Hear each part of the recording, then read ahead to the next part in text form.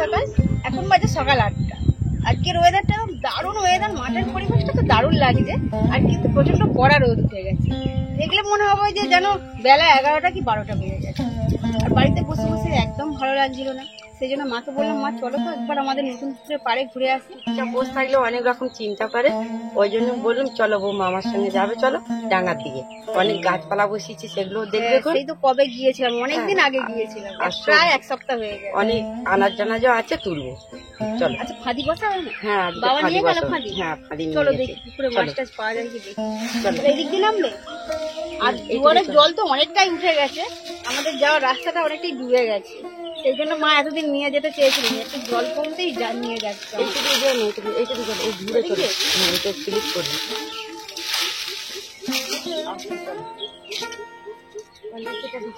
পা দিয়ে নিয়ে পা দিয়ে পড়ে যাবে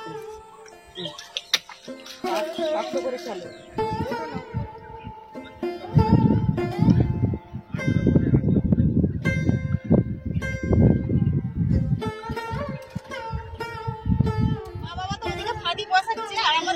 জল অনেকটাই বেড়ে গেছে, আর এইখান থেকে একটা জল মানে ঢোকার জায়গা আছে, এখান থেকে অনেকটাই জল ঢুকেছে, মানে জমির জলগুলো এই পুকুরে আসছে।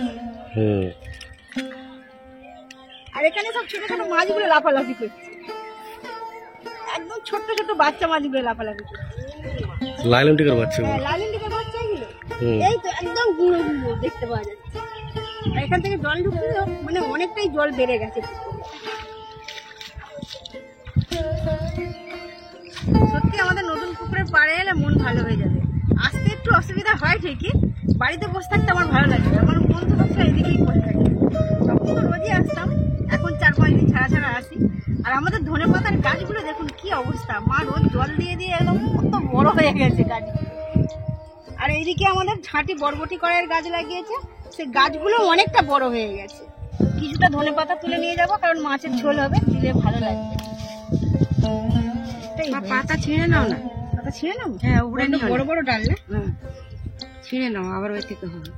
গাছে ফুল এসে গেছে, এগুলো এই তো দানা হয়ে গেছে, ওই থেকে আবার হবে। আমাদের টমেটো গাছ আর দেখতে পাওয়া যাচ্ছে না, শুধু লাল হয়ে আছে টমেটো গাছের গোড়ায়।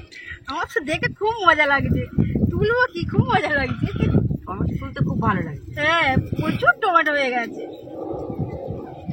আর আমাদের তো টমেটোর ভক্ত সবাই, মানে খুব খেতে ভালোবাসে।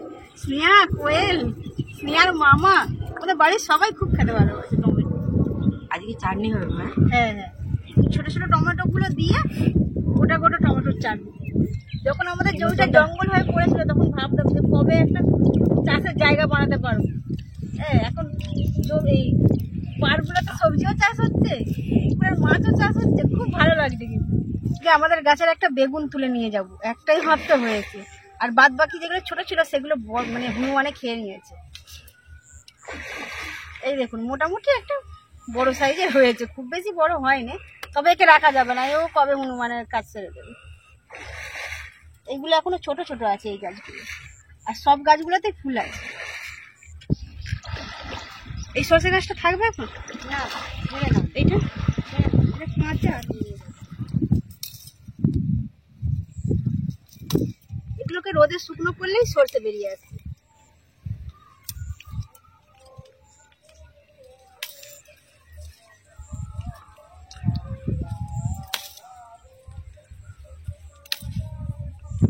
এতগুলো সরষের গাছ হয়েছিল, সবগুলোই তুলে নিয়েছি, অনেকটাই সরষে হয়ে যাবে, মিনিমাম 500 হয়ে যাবে সরষে যা আছে।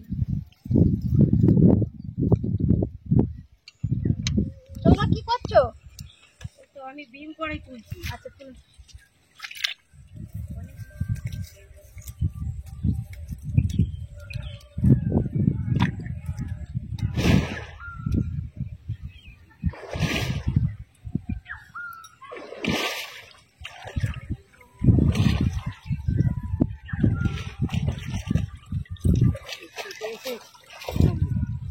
হ্যাঁ এই আদির কাছে আমার যাতে মাছ দূরে পাবে,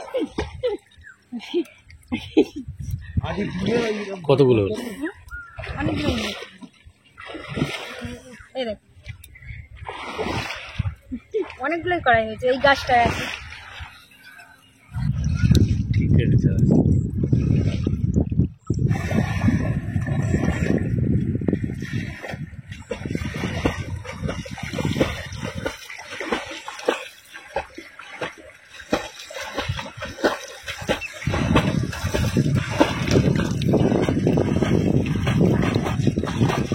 আজকে আমাদের নতুন পাট থেকে মোটামুটি এতগুলো সবজি তুলেছি। 4-5 কেজির মতো টমেটো হয়ে যাবে, এক চুবড়ি, একটা বেগুন, ধনেপাতা এবং কিছুটা বিম কড়াইটাও 500 গ্রাম হয়ে যাবে। আর এখানে তো ফাঁদি বসিয়ে বাবা অনেকক্ষণ থেকে চেষ্টা করছে, বাবা মা দুজনেই। দুটো মাত্র মাছ পাওয়া গেছে, একটা ছোট পোনা মাছ, একটা লাইলন টিকা। আর পড়লো বাবা একটা ছোট পোনা মাছ আর একটা ছোট্ট লাইলন টিকা। যাই হোক, এই দিয়েই আজকে একটু আলু টমেটো দিয়ে ঝোল হবে।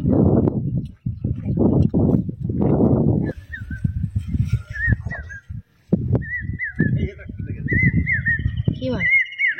হ্যাঁ নিয়ে এসো।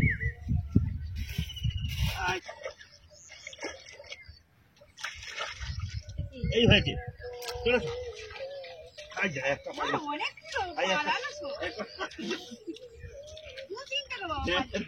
করে দিলে কি মাছ? এটা সিলভারটা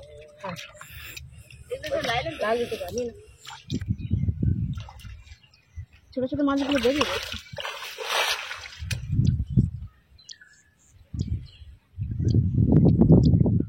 এই দিলে এটা পড়ে চাইতে কোথায় নিয়ে চলে এসো। কোনা মাছ আছে, কোনা মাছ আছে। গুড়িয়ে নিয়ে চলে এসো। হ্যাঁ উড়ি উড়ি নিয়ে চলে এসো। উপরে উঠে ছাড়াবে এখন। আর কেউ ছাড়বে না কাউকে, ইলিশ মাছ। খালি ইলিশ মাছটাকে ছেড়ে দাও। এই এটা তালা দিয়ে দিই। ইলিশ মাছ পড়েছে। ইলিশ মাছ পড়েছে, ওই যে ইলিশ মাছটাকে ছেড়ে দাও। ওখানটা বড় আছে।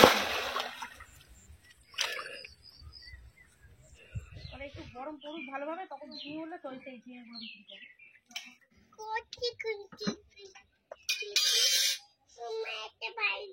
বলেছিলাম যে আমাদের গাছে অনেক কাঁঠাল হয়েছে, সেগুলোই আজকে দেখাবো। দেখুন এখানে দুটো হয়ে আছে, যেখানে ডালে ডালে হয়ে আছে সবগুলোই জমজ গাছ। এখানে দুটো দেখে এইদিকে আছে, উপরের দিকে সব ডালগুলোতে কিন্তু সব দুটো করেই আছে। এইদিকে আছে, একদম উপরের দিকে সব ডালগুলোই আছে। আমি হয়তো হাত বাড়িয়ে দেখাতে পারছি না, কিন্তু আমি দেখাচ্ছি। অনেক উপরে উপরে হয়েছে, সেগুলো বড় হয়ে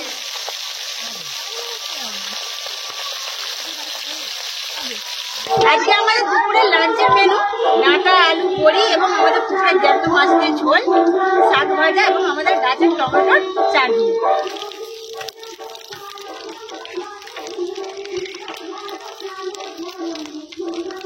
আমাদের পাড়া গ্রামে এই হচ্ছে সমস্যা, যখন তখন যেখানে ইচ্ছা মাইকে গান চালু হয়ে যায় এবং জোরে আওয়াজ।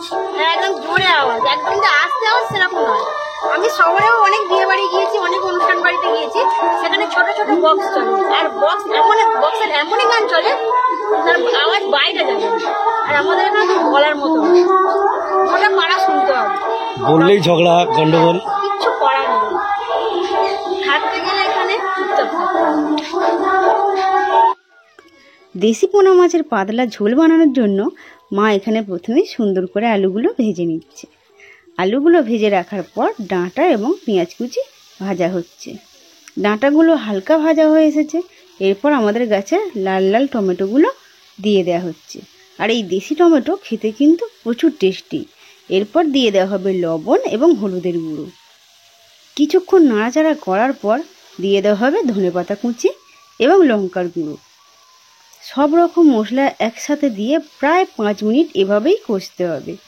তাতে কি হবে, টমেটোগুলো একদম সুন্দরভাবে গলে যাবে। এরপর যে ভেজে রাখা আলুগুলো ছিল এগুলো দিয়ে দেওয়া হয়েছে।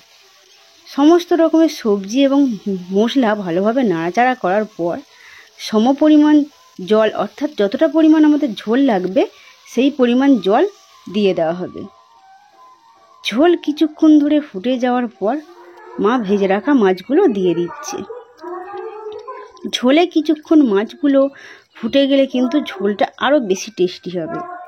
আজকে সুন্দর দেশি পোনা মাছের টাটকা ঝোল আমাদের তৈরি। মা এখানে সুন্দরভাবে ফুটিয়ে নিচ্ছে। এইবার আমরা গরম গরম ভাত খেতে বসে যাব।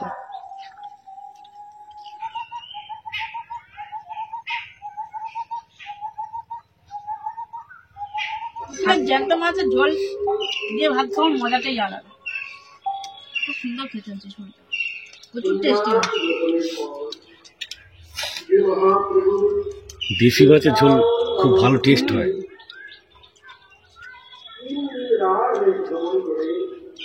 ডাক্তাররা কি বলে বলো তো? জ্যান্ত মাছের ঝোল, জ্যান্ত মাছের ঝোল খাও, চারা মাছের ঝোল খাও, তাই তো বলে। তো সেইটা আজকে আমাদের হয়েছে। মাছের মুড়োটা ভালো জিনিস, পাগলি মুড়ো খাওয়া শিখতে হবে তো। মাছের মুড়ো ভালো তো। শিখুন এবার। এখন স্নেহাকে, কোয়েলকে আবার যে হবে তাদেরকে শেখাবো।